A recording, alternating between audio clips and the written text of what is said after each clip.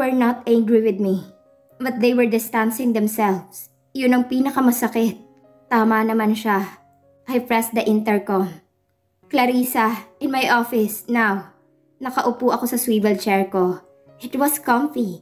I closed my eyes, and I heard Clarice knocking. Yes, Miss Cara? Sinong babaeng kasama ni na Ryder kanina? Hindi niyo siya kilala? Napatampal ako ng aking noo. Clarissa, magtatanong ba ako kung kilala ko ang babaeng yon? Si Miss Kendra Rothstein po, Miss Cara. Napataas ang kilay ko. Anything I should know about her? Her husband is the heir to the throne of a mafia boss in the whole Europe. How did you know this? Inilapag ni Clarice ang magazine na hawak niya. Naka-headline doon si Kendra at ang asawa nito. Napataas ang kilay ko. You may go. Sabay dampot ko ng magazine. Miss Cara, may appointment po kayo kay Mr. Tantoco mamayang 4 p.m. Cancel it. I have no time for him. Tumawag din po si Red Alcantara to discuss your gown in the gala. Dagdag pa ni Clarice. Tell him to visit my house with this design. Malamig kong tugon. Mr. Montreal booked a dinner in Manila Bay Floating Restaurant, Miss Cara. Your dress is in your private room. Anything else? That would be all, Miss Cara. Hindi ko na siya sinulyapan at dinig ko ang paglapat ng pintuan. Abala ang aking atensyon sa artikulo sa dyaryo kung saan inilathala ang impormasyon sa Kendra na yon. Tumunog ang telepono ko. Leander is calling. Hindi ko pinansin yon. Pagpatak ng alas 6, tinawagan ko si Mama. Nagpaalam ako na may dinner ako kay Christian. Hindi ko alam kung kinilig si Mama or what, pero bigla na lang oo agad ang sagot. Pumasok ako sa aking private room. As expected, it was beautiful. Nakahanda na nga ang susuotin ko. It was a sleeveless dress with a trench coat. Siguro dahil floating restaurant. Sigurado malamig ang simoy ng hangin doon. Naligo ako. I took my time. The water from the shower was warm and very relaxing. Matapos ang halos 30 minutos na paliligo, pinatuyo ko ang aking buhok. Everything is complete. I put light makeup on. It was a shaded with a faint goldy shimmering blush and smoky eyeshadow. I twisted my hair in a messy bun hairstyle. Bella, ready. Sinuri kong mabuti ang aking itsura sa salamin. Nang makontento ako, lumabas ako at nagsuot ng damit. I wore my 3-inch stiletto. Inilagay ko sa aking braso ang trench coat ko.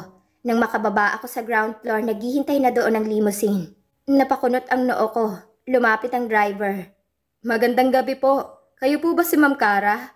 Tumango ako. Sa Manila Bay lang kami pupunta. Bakit pa limousine pa tong si Christian? Alam niyang traffic. Makikita niya mamaya. Makakatikim ng bigwa sa akin yun. Pinagbuksan ako ni Manong driver. Humigit kumulang 30 minutos din na naging biyahe namin dahil sa traffic. Nang tumigil ang limousine sa harbor, hindi kalayuan sa mga nakadaong na mga mamahaling yate. Enjoy your dinner, ma'am. Masayang saad nito. Napangiti na rin ako. Salamat po. Wala namang floating restaurant dito. Puro ito mga magagarang yate na nakadaong lang. Sinalubong ako ng isang babae. Ma'am Cara po? Tumango ako. This way, ma'am. Inalalayan niya ako nang sumampa na kami sa napakagandang yate. It was huge and grayish in color. Ang ganda din sa loob. Meron itong tingin ko mga 4 na palapag kasamang engine room. Dinala ko ng babae sa 3rd deck at magalang na nagpaalam. Where is Christian? Makalipas ang ilang sandali, ramdam kong unti-unting pag-andar ng yate. Kasabay ng malamyos na musika galing sa violin. Napangiti ako. Tumayo ako at pumunta sa railings para namnamin ang lamig ng simoy ng hangin at ganda ng musika. I am at peace. The salty breeze that caresses my skin feels comfortable. I remember the movie Titanic. Itinaas ko pa ang aking 2 kamay at pinuno ko ng hangin ang aking mga baga. Ito rin ang unang pagkakataon na makasakay ako sa yate. Task list check. Unti-unti na rin bumabagal ang takbo ng yate nang nasa gitna na kami ng dagat. It was dark, yet the sky was full of stars. Napatingin ako doon. Sumagi sa isip ang tagpo kung saan sabay kaming nanonood ni Leander ng bituin sa langit. Mapait akong ngumiti nang maalala ko yon. He was sweet and charismatic at that time. Now, I don't know him anymore. I shook my head to disregard that thought. My eyes were closed. Remember something? My eyes widened. That baritone voice wasn't Christian. Leander? Para kung ipinako sa akin kinatatayuan. Ramdam ko ang pagtabi niya sa akin. Nakahawak din siya sa railings at nakatingin sa mga bituin. I remember saying you're more beautiful than the stars in the sky. It was a long time ago. May lungkot na bumalot sa mga salitang yon. What am I doing here, Leander? Matigas kong tanong pero hindi ko siya sinulyapan. To talk, to say sorry. I don't know. Wika nito. Sabay hinilamos ang kamay niya sa kanyang muka.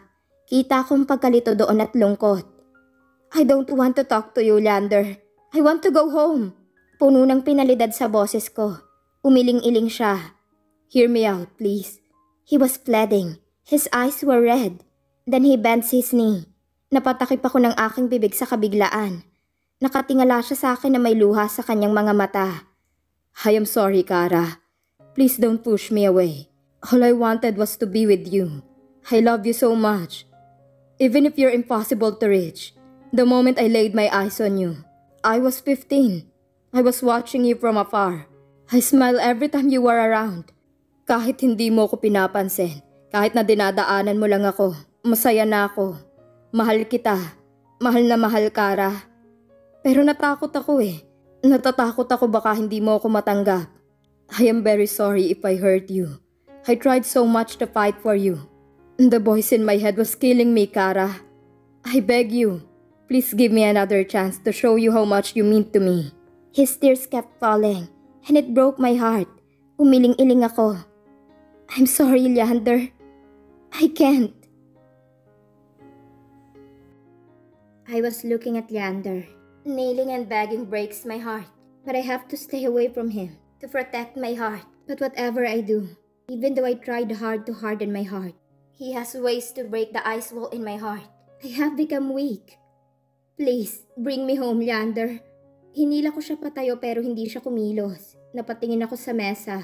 It has battery-operated candle, a wine in a bucket, a 2 stainless lid that covers the food. Kara, mahinang usal niya sa pangalan ko. I am hungry. Can we at least eat this dinner you prepared for me? He smiles. Agad itong tumayo. Napailing na lang ako. He quickly changed his mood, lalo kung tungkol sa pangangailangan ko. Pinaghila niya ako ng upuan. His mood lit up as if he was an old Leander I once knew, way back in the lake. His sweetness and thoughtfulness warmed my heart. He opened the lid and put it on the side. He poured my goblet of sweet red wine.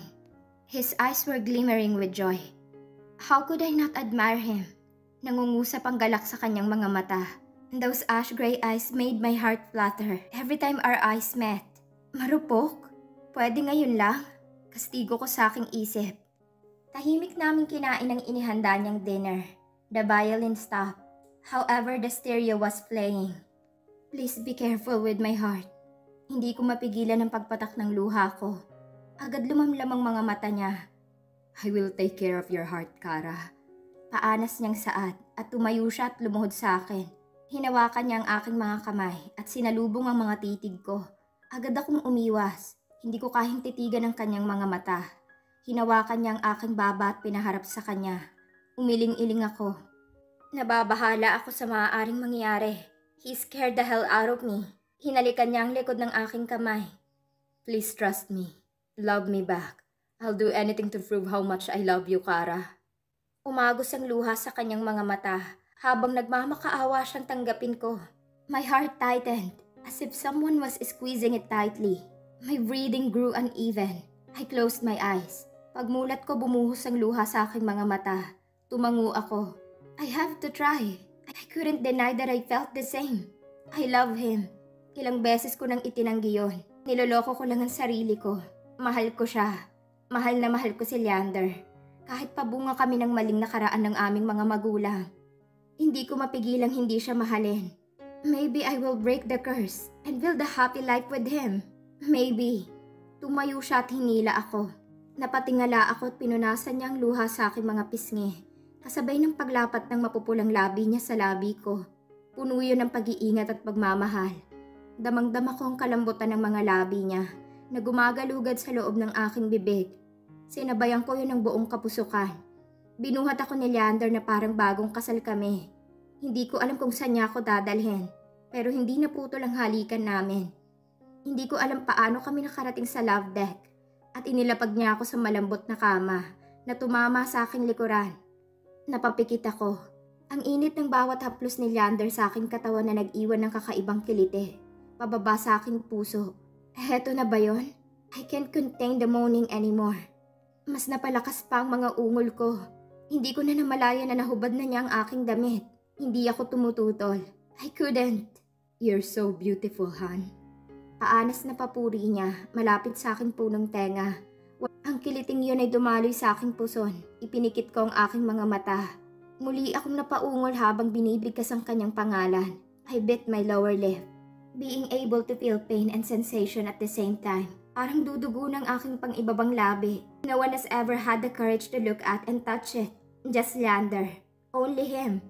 Napadaing ako. Naririnig ko na mahinang napapamura siya. I also heard him cursing with so much admiration in his lustful eyes. You're so nice.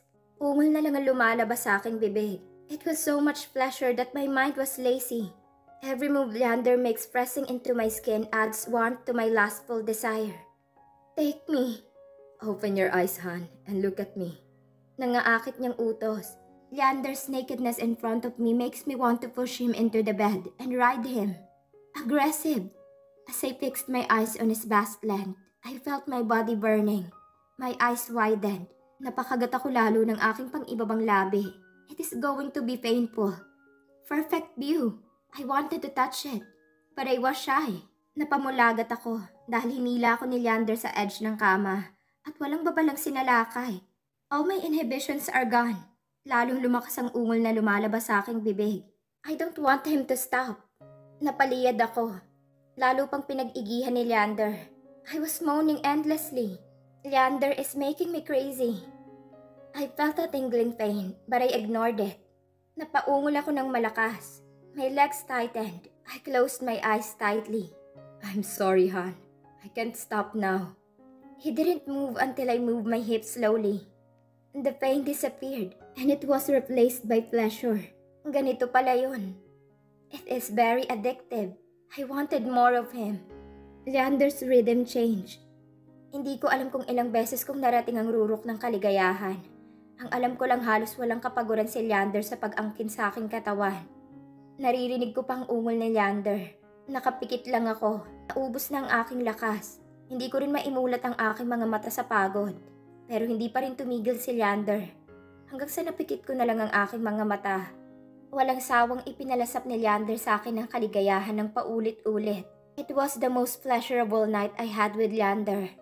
He was so addicted, and I am sure no one could do that to me. I closed my eyes with a smile on my lips. I love you, Kara. Leander whispered behind my ear as he wrapped his arm around my waist. Kinapa kong kabilang bahagi ng kama. Wala na si Leander doon. Sinuri ko ang aking sarili.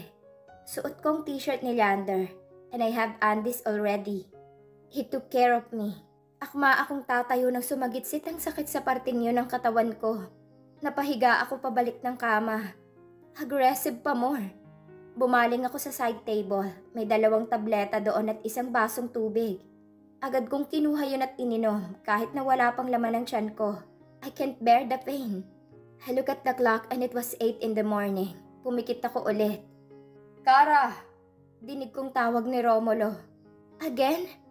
When are you going to stop, Romulo? Malakas kong sigaw. Napupuno na ako ng galit. I hate him. Never, Kara. Embrace who you are. Be a Ledesma.